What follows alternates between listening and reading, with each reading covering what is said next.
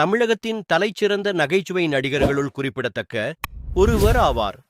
கரகாட்டக்காரன், சின்ன கவுண்டர், உள்ளத்தை அள்ளித்தா, மேட்டுக்குடி, நடிகன், மன்னன், இந்தியன், நாட்டாமை, மாமன் மகள், உனக்காக எல்லாம் உனக்காக, முறைமாமன், சூரியன், சின்ன தம்பி, பொண்டாட்டி சொன்னா கேட்டுக்கணும், ஜென்டில்மேன், ஜெய்ஹிந்த், வரவு எட்டனா செலவு பத்தனா என மேலும் பல திரைப்படங்களில் இவர் நடித்த நகைச்சுவை காட்சிகள் ரசிகர்கள் மனதில் நீங்கா இடம் பெற்றுள்ளன. சுமார் 750 திரைப்படங்களில் நடித்துள்ள இவர் ராஜா எங்க ராஜா, பிறந்தேன் வளர்ந்தேன் உள்ளிட்ட 12 திரைப்படங்களில் கதாநாயகனாகவும் நடித்துள்ளார். மேலும் செந்திலுடன் இணைந்து சுமார் 450 திரைப்படங்களில் நடித்த இவர்களுடைய கூட்டணி ஹாலிவுட்டின் லாரல் ஹார்டி ஜோடிக்கு இணையானவர்கள் என புகழப்பட்டது. இவர் நடித்த all in all Azhaguraja, Vaidehi காத்திருந்தால், அமாவாசை, புதிய வார்ப்புகள், விஷமுறுக்கி வேலுசாமி, மண்ணுக்கேத்த பொண்ணு, idea Mani, my dear Marthandan, அஞ்சாத சிங்கம் மருதுபாண்டி, வரவு எட்டனா செலவு பத்தனா போன்ற திரைப்படத்தில் இவர் ஏற்று நடித்த கதாபாத்திரங்கள் மிகவும் பிரபலமாக பேசப்பட்டது. ஒரு நகைச்சுவை நடிகராக மட்டுமல்லாமல் பல குணச்சித்திர கதாபாத்திரங்களை ஏற்று நடித்து புகழின் உச்சியை அடைந்த கவுண்டமணியின் வாழ்க்கை, வரலாறு மற்றும் திரைத்துறைக்கு அவர் ஆற்றிய பங்களிப்பினை விரிவாக காண்போம். பிறப்பு: மார்ச் 18, 1939 பிறப்பிடம்: வல்லகொண்டபுரம், கோயம்புத்தூர், தமிழ்நாடு மாநிலம், இந்தியா. பணி: நடிகர், நாட்டுரிமை, இந்தியன். பிறப்பு: சுப்பிரமணி என்னும் இயற்பெயர் கொண்ட கவுண்டமணி அவர்கள் 1939 ஆண்டு மார்ச் 18 நாள் இந்தியாவின் தமிழ்நாடு மாநிலத்தில் கோயமுத்தூர் மாவட்டத்திலுள்ள வல்லகொண்டபுரம் என்ற இடத்தில் கருப்பையா என்பவருக்கும் அன்னாம்மாவிற்கும் மகனாக பிறந்தார். ஆரம்ப வாழ்க்கை: ஆரம்ப காலத்தில் நாடகங்களில் நடித்து வந்த கவுண்டமணி அவர்கள் நாடகங்களில் பல கதாபாத்திரங்களை ஏற்று நடித்து நாடக நடிப்பில் பெயர் பெற்று விளங்கினார். அதில் ஒரு நாடகத்தில் அவர் ஏற்று நடித்த ஊர் கவுண்டர் என்ற பாத்திரம் மிகவும் பிரபலமானதால் அன்று முதல் அவரை கவுண்டமணி என அழைக்கத் துவங்கினர். தமிழ் சினிமாவில் கவுண்டமணி பயணம் தன்னுடைய 26வது வயதில் நகைச்சுவை நடிகராக நடித்தார். 1976 ஆண்டு பாரதி ராஜாவின் இயக்கத்தில் வெளிவந்த 16 வயதினிலே திரைப்படத்தில் வில்லன் கதாபாத்திரத்தை ஏற்று நடித்த ரஜினிகாந்த் அவர்கள் கூறும் "இதெப்படி இருக்கு" என்ற வசனத்திற்கு கவுண்டமணி பேசும் "பத்த வெச்சுட்டியே பரட்டை" என்ற டயலாக் ரசிகர்களிடையே பரபரப்பாக பேசப்பட்டது. தாம் நடித்த 4வது படத்திலேயே தன்னுடைய தனித்துவமான நடிப்புத் திறமையை உலகத்திற்கு வெளிப்படுத்திய அவர் பின்னர் தமிழ் சினிமாவில் மற்றும் ஒரு நகைச்சுவை நடிகராக செந்திலுடன் இணைந்து பல நகைச்சுவை காட்சிகளை அமைத்து பெரும் வெற்றி கண்டார். குறிப்பாக சொல்லப்போனால் எண்ணற்ற திரைப்படங்களில் இணைந்து நடித்த கவுண்டமணி செந்தில் என்ற கூட்டணி படிப்படியாக பல வெற்றி படிகளில் கால் பதித்து தமிழ் திரைப்படங்களில் ஒரு முக்கிய சக்தியாகவே மாற ஆரம்பித்துவிட்டது. செந்திலுடன் இவர் இணைந்து நடித்த அனைத்து திரைப்படங்களில் நகைச்சுவைக்கு பஞ்சமில்லை என்றுதான் கூற வேண்டும். குறிப்பாக கரகாட்டக்காரன் திரைப்படத்தில் வந்த வாழைப்பழம் காமெடி, வைதேகி காத்திருந்தால் திரைப்படத்தில் "ஏண்டா எப்ப பார்த்தாலும் எருமச் சாணிய மூஞ்சில அப்புன மாதிரியே திரியர்" நாட்டாமை திரைப்படத்தில் இந்த டகால்டி தான வேணாங்கிறது, "டேய் தகப்பா" சின்ன கவுண்டர் திரைப்படத்தில் "ஆத்தா வாய மூடு ஆத்தா, குழந்தை பைய பயப்படுறான்" என மேலும் பல திரைப்படங்களில் வெளிவந்த நகைச்சுவை காட்சிகள் இன்றளவும் மறக்க முடியாத நகைச்சுவை பதிவுகளாக இருந்து வருகிறது. அதிலும் 9/10/8 ஆண்டு கங்கை அமரனின் இயக்கத்தில் வெளியான கரகாட்டக்காரன் திரைப்படத்தில் வாழைப்பழம் காமெடி மிகவும் புகழ்பெற்ற நகைச்சுவை காட்சியாக முத்திரை பதித்தது. மேலும் நாராயணா, இந்த கொசு தொல்லை தாங்க முடியலடா சாமி, மற்றும் அரசியல்ல இதெல்லாம் சாதாரணமப்பா. சூரியன், அடங்கொப்பா, இது உலக மகா நடிப்புடா சாமி, மாமன் மகள் போன்றவை சினிமா உலகம் இருக்கும் வரை தமிழ் திரைப்பட ரசிகர்களிடையே என்றென்றும் நிலைத்திருக்கும் என்பதை யாராலும் மறுக்க முடியாது. ஒரு நகைச்சுவை நடிகராக மட்டுமல்லாமல் மேன்மை பொருந்திய குணச்சித்திர கதாபாத்திரங்களிலும் பல திரைப்படங்களில் வில்லனாகவும் நடித்துள்ளார். அது மட்டுமல்லாமல் இவர் ராஜா எங்க ராஜா, பிறந்தேன் வளர்ந்தேன் உள்ளிட்ட 12 திரைப்படங்களில் கதாநாயகனாகவும் நடித்துள்ளார்.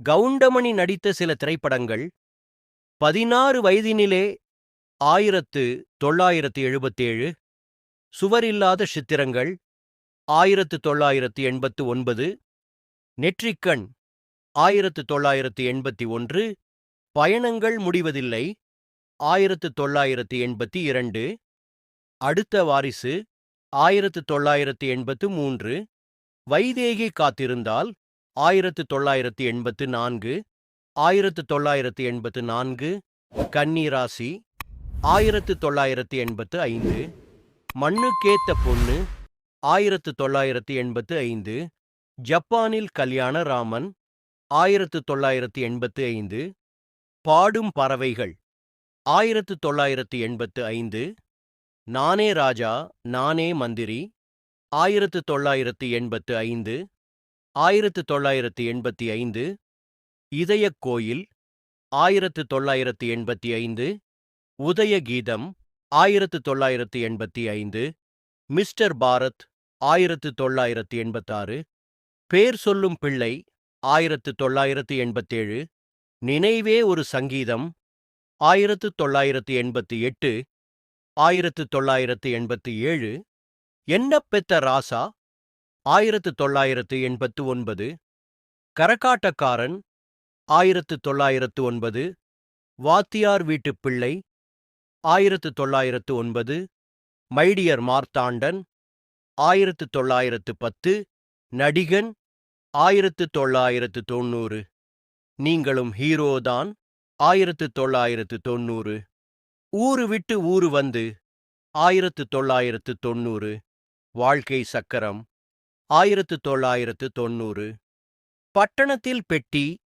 1990, பாட்டுக்கு நான் அடிமை 1990, ராஜாவின் பார்வை 1991, பொண்டாட்டி சொன்னா கேட்டுக்கணும் 1991, என் ராவின் மனசுலே 1991, சேரன் பாண்டியன் 1991, ரிக்ஷா மாமா 1992, பங்காளி 1992, திருமதி பழனிசாமி 1992, மன்னன் 1992, வில்லுப்பாட்டுக்காரன் 1992, சின்ன கவுண்டர் 1992, ஒன்னா இருக்க கத்துக்கணும் 1992, சூரியன் 1992, சின்னவர் 1992, ஊர் மரியாதை 1992, பெரிய கவுண்டர் பொண்ணு 1992, உடன் பிறப்பு 1993, ஜென்டில்மேன் 1993, பொன்னுமணி 1993, பொறந்த வீடா புகுந்த வீடா 1993, 1993, எஜமான் 1993, கோயில் காளை 1993, சேதுபதி ஐபிஎஸ் 1904, உழைப்பாளி 1903, ராசகுமாரன் 1994, ஜெய்ஹிந்த் 1994, வரவு எட்டனா செலவு பத்தனா 1994, தாய்மாமன் 1994, ரசிகன் 1994, கூலி 1900, 94, 1995, கர்ணா 1995, முறை மாமன் 1995, முறை மாப்பிள்ளை 1995, நாடோடி மன்னன் 1995, லக்கி மேன் 1995, மேட்டுக்குடி 1996, இந்தியான் 1996, டாடா பிர்லா 1996, காதலர் தினம் 1999, குங்குமப்பொட்டு கவுண்டர் 1999, 2001. கவுண்டமணியின் நகைச்சுவை சொல்லாடல்கள் சில. நாராயணா, இந்த கொசு தொல்லை தாங்க முடியலடா சாமி. சூரியன்: அரசியல்ல இதெல்லாம் சாதாரணப்பா. சூரியன்: நான் ரொம்ப பிஸி. சூரியன்: நாட்டுல இந்த தொழிலதிபருங்க தொல்லை தாங்க முடியலப்பா. மன்னன்: நான் எங்க எப்படி இருக்க வேண்டியவன்? அடங்கொப்பா, இது உலக மகா நடிப்புட சாமி. மாமன் மகள்: பெட்டர்மாஸ், இதுக்கு தான் ஊருக்குள்ள ஒரு ஆல் இன் ஆல் அழகுராஜா வேணுங்கிறது. வைதேகி காத்திருந்தால். தமிழ் சினிமாவில் நகைச்சுவை நடிகர்களுக்கு என்று ஒரு தனி இடத்தை பிடித்த கவுண்டமணி அவர்கள் தன் பெயருக்கு முன்னால் எந்த பட்டங்களும் போட்டுக்கொள்ள விரும்பாத அற்புத மனிதர். குறிப்பாக சொல்லப்போனால், இதுவரை தமிழ் சினிமாவில் நடித்த நகைச்சுவை நடிகர்கள் வரிசையில் கவுண்டமணி அவர்களுக்கு தனியிடம் உண்டு என்பதை யாராலும் மறுக்க முடியாது. கிட்டத்தட்ட 25 ஆண்டுகள் தமிழ் சினிமாவில் தவிர்க்க முடியாத ஆளுமையாக இருந்தார் என்பதில் எந்தவித ஐயமும் இல்லை.